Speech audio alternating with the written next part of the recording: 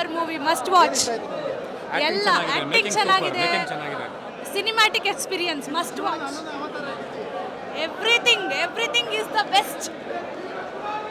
Sir, concept ಅಂತೂ super ಆಗಿದೆ, different.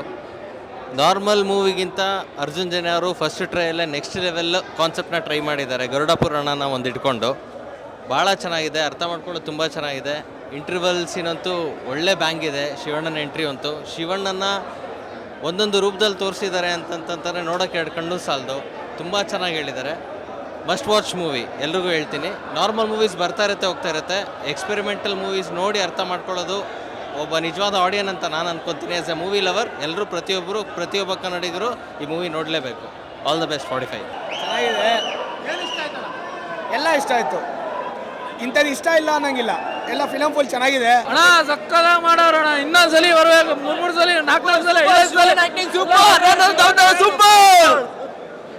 ಮಾನವೀಯತೆಗೆ ಒಂದು ಬೆಲೆ.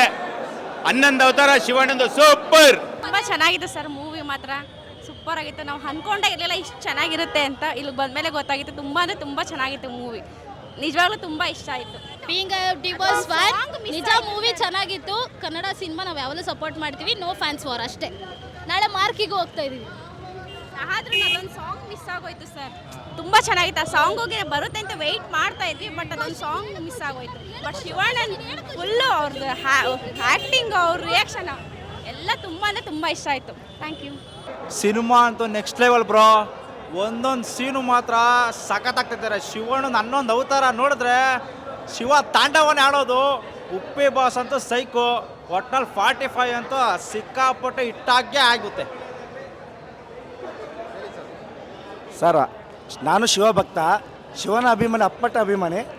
ಶಿವನ ಅದೃಷ್ಟ ಏನಂತಾರಲ್ಲ, ಇದು ಶಿವನ್ನೇ ಬಂದಾಗಾಯಿತು. ಶಿವನ ಮೇಲೆ ಮೂವಿ ಮಾತ್ರ ಸೂಪರ್ ಆಗಿದೆ ಸರ್. ಫ್ಯಾಮಿಲಿ ಬಂದು ನೋಡ್ಬೋದು ಎಲ್ಲರೂ. ಜೈ ಶಿವನ.